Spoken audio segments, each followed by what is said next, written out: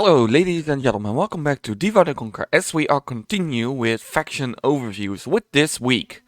The most northern human kingdom of Middle-earth. The Kingdom of Dale. So, the Kingdom of Dale has a lot of inspiration from the movies. And you will see that mainly in the battle map. Because the Kingdom of Dale is the same, I think, has the model of the movies, kind of, as far as possible. Just like small city of Lake Town. Although we don't see a lot of Lake Town, I guess.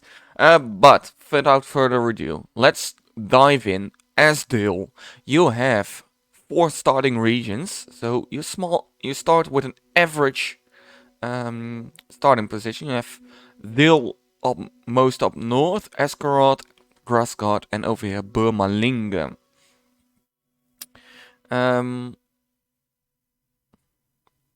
Each city has a small garrison. So in Dale you have a general, your faction leader King Bane, and 3 units, 2 militia, 2 Northman units, and an Athala ranger. Northman units are kind of your trash units, but we will see that in the second part of the video. Here down Eskarot we have Vidocid, who has Lake Town pikemen, and very good late tier pike unit. King Bane has your regular bodyguard, by the way, of Royal Guardsmen, an armor-piercing archer unit. So your standard bodyguard is pretty good actually. Here we have Vidocid with 2 Dale units. Down here we have Bjorn with 2 Northman units, and further down here we have Halward with another Northman unit. But over here we have a small fort with Prince Brand, your second your second general with the custom bodyguard, with Hardguard. A very strong late tier archer unit who is just like your generals, armor piercing,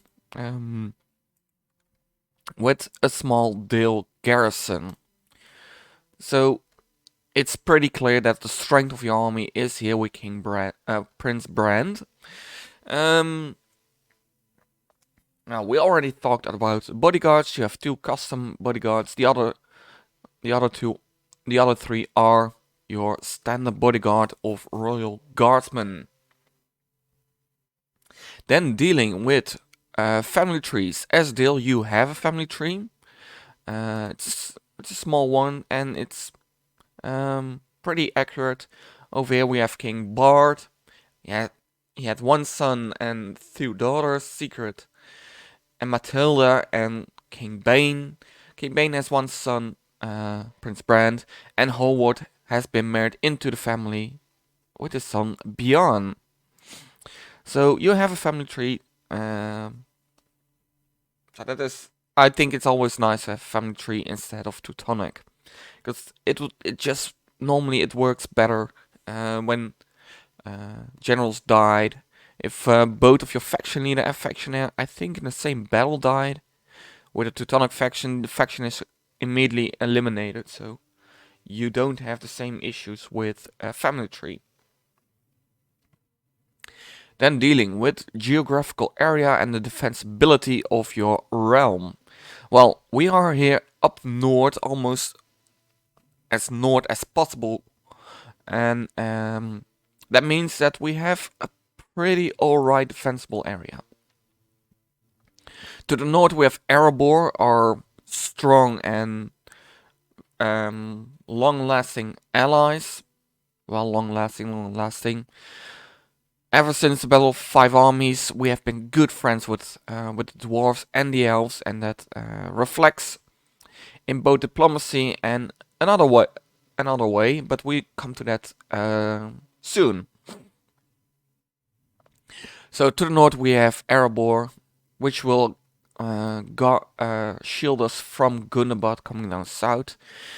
I have realized that in version 5 the AI seems to be a little bit more passive, so it could be that Gundabad will be quite quickly at the doors of Erebor. but I'm not sure. Normally, Erebor is able to hold out for a while. But I'm not sure how it goes with version 5. The same is actually true for the elves who are on your western side. So you are guarded from the north and the west by allies. And from the south you have the Khazad-Dûm river who protects you, well, from everything south of it, mainly Dûm, with which you share only one border. So they can come towards you. And it is not impossible. Then we have to the east, we have a few rebel settlements dotted around, and further east we have Rhun. But do note there are some rivers through these lands which you can use as choke points, but the rivers don't go all the way up to the edge of the map, so the AI, your enemies can come around and attack you from open flanks.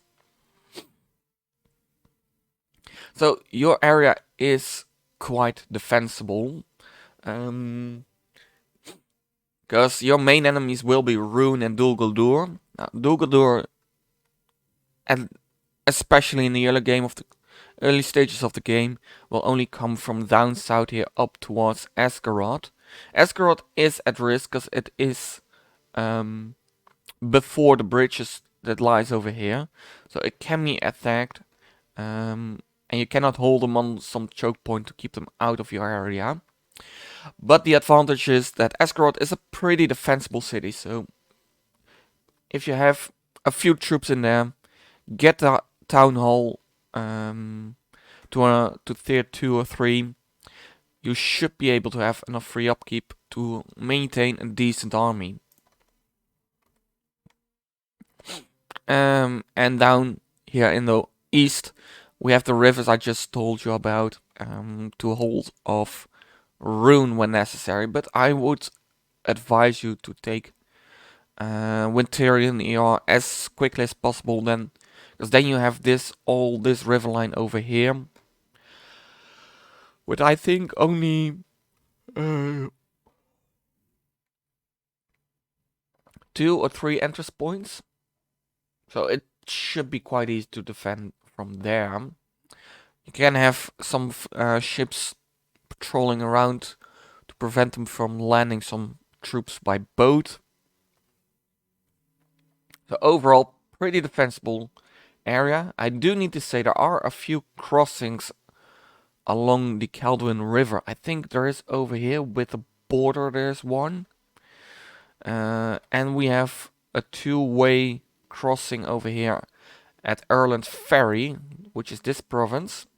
The plains of Vidugavia and Carnan Fields. So you can just cross over here, and I can show you with the cavalry, because they can. So you can cross over this area. So what the AI can do as well, so there are entrances into your realm. Please be aware of that. Then dealing with expansion, and we start with the expansion of rebel settlements, because there are a few dotted around. Burgram over here, Burmalinge and Kondovan, and mostly in the first few turns you get a mission to do so, because I just already had one to take Burmalinge over here. So there will be missions to take. I think most of the time it will be Burmalinge, but it might be Burgram occasionally. But these missions are random, so I cannot guarantee anything. But I would advise you to expand first with Burmalinge, Burgram, and Kondovan, because they are free to grab settlements. I think you will be able to beat Rhun towards Kondovan.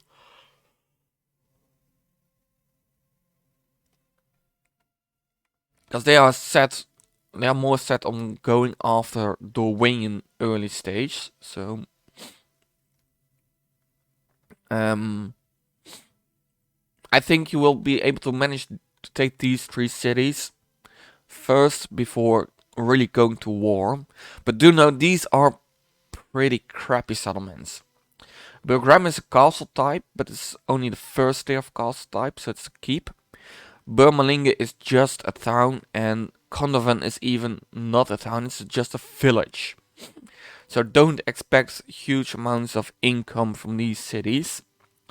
They need to grow for that. If you are done with that, I would say you should try to go after Rhun first. If you team up with Dorwinion, they should be able to hold quite a while, and then you can come in from the north and take their northern holdings and really take down Rhun pretty quickly. Because if they grow too strong, Rhun is a pretty strong faction. You should not underestimate their late tier armies. In comparison to Dol Guldur, who will be your other main enemy. Compared to Dol Guldur, Rhun is way stronger. They have good late tier units. So I would say first grab rebel settlements, then go after Rhun, and then go after Dol Guldur. Unless you really liked for a challenge, then I would say go after Dol Guldur, because then you can, because then you border Rhun from 2 sides, over down here most likely in Varfest, and up north in Winterian ER. But you do have the risk that you get involved in a war with Mordor. So different ways to play this, and it's about you whether you like the challenge or not. Then dealing with custom battle maps. Well, we have an area where there are quite a few custom battle maps, but unfortunately for you, they belong to your allies. So we have Erebor, Dale, Eskarot, Tendril's Halls, Onazonar, Kirkatol. Even further up north we have Danesal's Bursicle, Gundabad. They are all custom. Down south it's way less custom. The closest is Dol Guldur and Roscobel. But as I said, most of them already belong to your allies or enemies you're not very likely to fight. There is only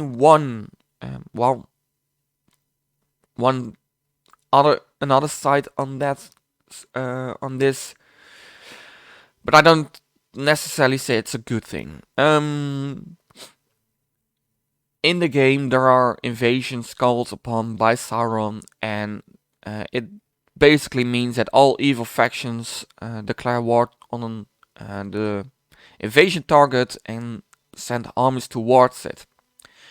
Dale is one of the 4 or 5 cities that is more likely to be target of an invasion than other factions and than other cities. So you have a bigger chance that an invasion is called upon you when you play as Dale. Other targets of that are Erebor, Tandril's Halls, and Karis Galadon. Those are the 4 I mostly see as targets of an invasion. Kirit Katol sometimes, but I think that's more likely to happen when Erebor already felled.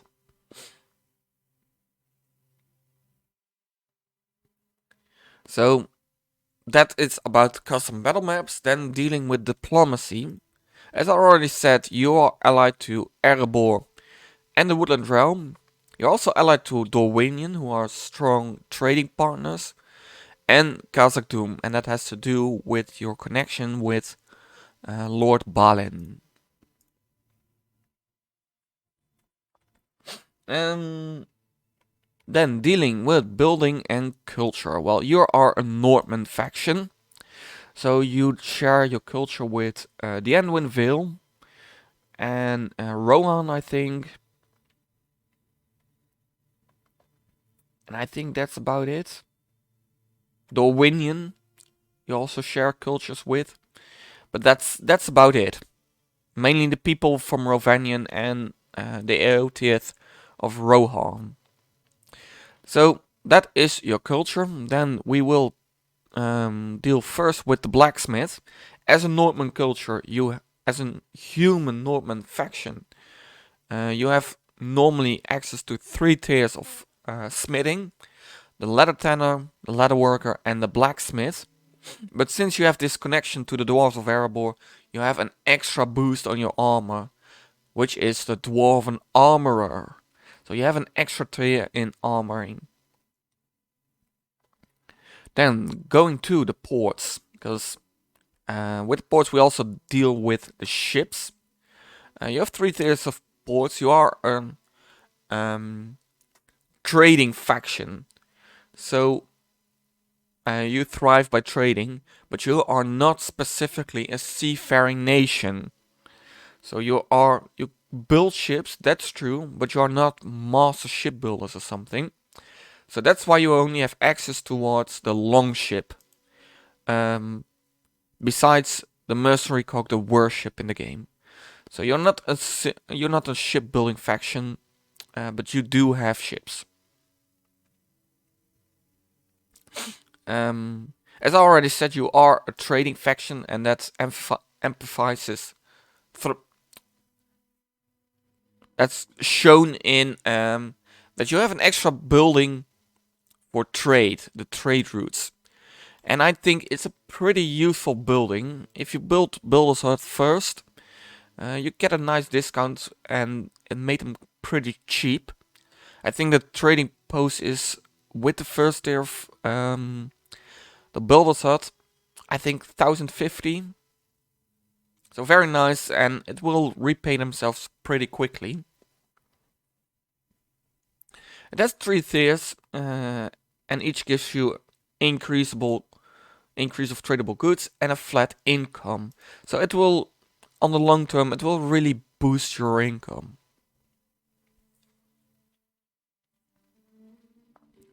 Right, then dealing with guilds. You have 3. You have the Merchant's Guild. In the first tier, it only gives you an increase in tradable goods. And the second tier gives you 1 merchant. If you want a second one or third one, you need to either conquer another city with the Master Merchant's Guild, or conquer a city with the 3rd tier of the Merchant Guild, which grants you 2 merchants for that building. Besides that, there is no way to get extra merchants. Then the Warriors Guild. Every faction get the Warriors Guild. First tier only speeds up replenishment of melee units and gives you a melee weapon bonus, and the second tier gives you morale bonus. Then the Archer Guild, in my opinion, one of the best guilds for deal. First tier, the Archers Guild speeds up replenishments of all archers.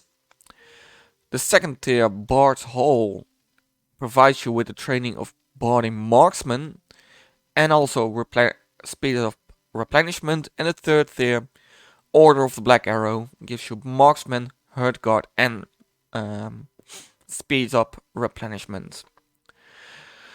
Do note that the herd guard normally can only be trained in Asgaroth or Dale. So if you have the Order of the Black Arrow, there is a 3rd place where you can train them. If you conquer another... Oh no, there is only 1 of this building in the whole world. So there's only 1 place where you will be able to train herd guard besides these 2 settlements. It could occur that the Order of the Black Arrow is offered in either Dil or Asgaroth. Don't be afraid to accept that guild, because then it will speed up the replenishment of the herd guard even more. So there's always a benefit at taking the highest tier of guild, even if it doesn't mean that you can train a unit where you first couldn't. Alright, do I need to attend to anything else? I will attend to the town hall for other reasons. Culture we already got. Entertainment. Entertainment buildings used to be like 4 or 5 tiers. But the use of it was pretty minimal, so they took it back to only 2. The smoking house at the first tier and the inn at the second tier. It gives you a small income bonus and the ability to train your spies at the first tier. And more income and a public order bonus at the second tier. So the income is boosted, and there's a nice secondary benefit at building the inn. Then we also have the banks, which should further boost your economy when the time is there. But this is kind of a mid-tier to late game building, since it requires the great market. But it gives an increase of tradable goods and a flat income. And then the second tier is just more of that. Then I will attend to the town hall, and with it I want to go immediately to scripts and gameplay events, because Dale doesn't have a specific script, but it does have some gameplay events, and one of them has been changed compared to version 4.5, and that is the alliances of old. With the events of the Battle of the Five Armies, things changed around this area, and Dale became good friends with both the Elves of Tendrils Halls and the Dwarves of Erebor. There are still struggles between the two of them, but with the Man of Dale, relations were very good. And that reflects itself in a small gameplay event. That gameplay event can be seen in the town hall, because for as long as you are allied to the elves or the dwarves, you will get their units available to train. And you can see that, and that is available from the second tier in the town hall line. So first tier is the meeting hall. It's already built in Dale. You see, that gives you your general, because we are in the capital. And it gives you your Nordman units and Rivermen, which I would say are like the Nordmen. So these are your kind of trash tier units. They come from your meeting hall, from your town hall as well. And at the second tier we see some Dwarven and Elven units. So for the Dwarven units, at the low tier you get the Erebor infantry, which will be a nice addition towards your infantry lines. And for the elves you get the Woodland Warders, which are a javelin throwing unit. Then the third tier, Lord's Hall, gives you nothing more from this script. But the fourth tier, the Royal Hall, gives you also some mid-tier units. So from the Dwarves you get the King's Shields. And from the Elves you get the Woodland Sentinels. Really not a good archer unit. Not that you really need archer units, but it's a nice addition, and it just gives some flavor to your armies, and I really like that. There is also a downside of all that's happened in the Battle of the Five Armies, because it left the economy of Dale in ruins. And that is reflected in the fact that at the first tier at least, at the first turn at least, you lose money. Apparently you don't, because I'm already in the second turn and you start with 6,000 in the treasury.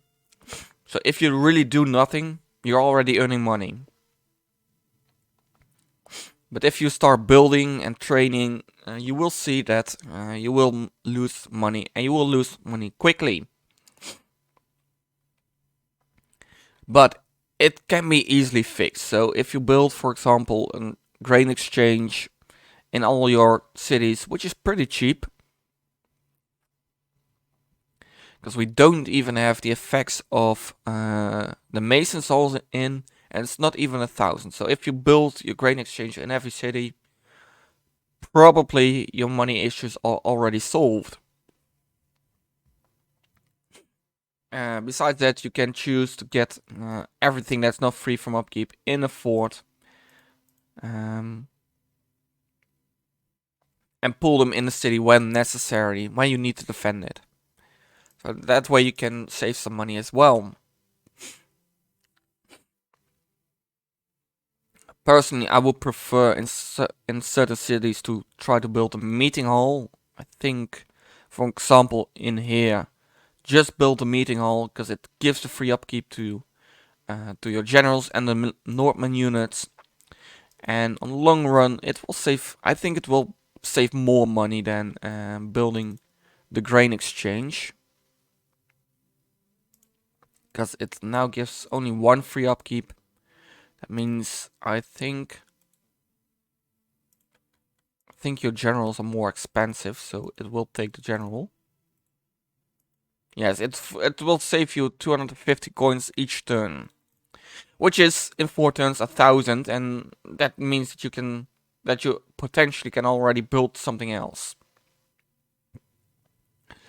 Do note that for the free upkeep, you need to be able to train the unit you want free upkeep for. So, for example, Vindsvept has Lake Town Pikemen. Lake Town Pikemen cannot be built until the 2nd tier, I guess. Yeah, 2nd tier of barracks. So you first need the 2nd tier of barracks before he will be free from upkeep. Alright, that is everything we need to know on the campaign map about Dale. I hope it's useful for you guys, and I will see you in the battle map to show off Dale's roster. And I see you there to play that with you guys. So I give everything to the AI, and we will play what we see. We do see some horses, which I can say is not very likely normally. See a lot of gray.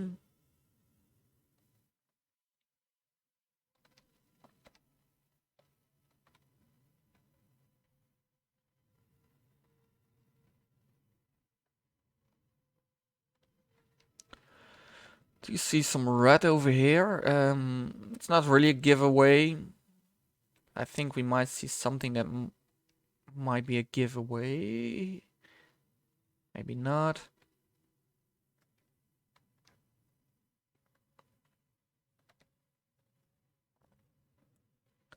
Most likely gray. I hear just some voice lines that might be a small giveaway from them. I see more gray, and I just hover over it. It are the Dwarves of Khazad-Dûm, the sons of Balin. While we have that the Horse-Dale cavalry just charging into the Iron Fist hammers. There's some Legion Deeping Guard over here. Shield Guard. Reclaimers. An axe-throwing unit. We have a general right in the center of that. What the hell are you doing, friend? You really have a death wish, don't you? There's some Ar-Adunaim pikemen who are available to Khazad-Dûm. Some Aothead cavalry, which is actually the cavalry unit of Khazad-Dûm. Some Dragon Slayers over here. A Rovanian spearman trying to take down the Aothiot horseman. Do I have the barons running? Are you joking? What the hell? How? How are the barons running? Oh, holy hellfire.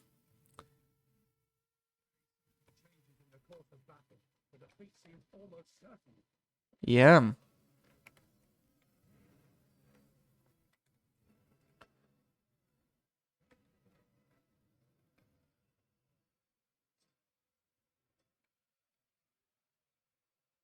Why do I always see when the AI plays that the archers always get stuck in melee?